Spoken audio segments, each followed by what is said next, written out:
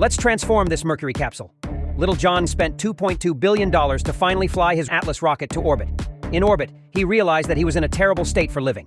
He barely had enough space for his own spacesuit, let alone for his beautiful girlfriend or little cat. Ultimately, he couldn't handle the cramped space and had to renovate it.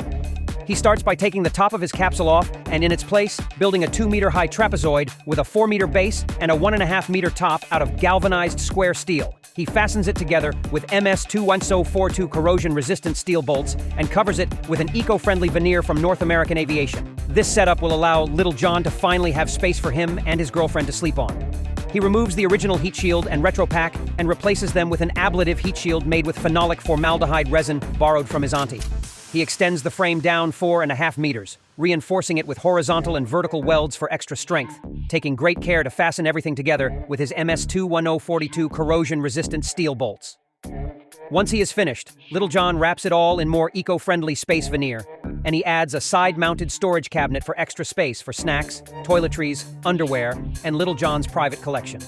He spends his last bit of pocket money on a docking port to visit his friends and 4 radially mounted R4D reaction control thrusters, each generating 100 pounds force or 440 newtons of thrust.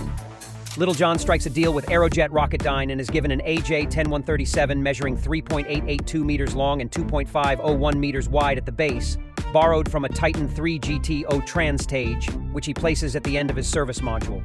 This setup allows for Little John to use the engine to produce 20,000 lbf, or 91 kilonewtons of thrust, more than enough for Little John to take his girlfriend and little cat around the solar system.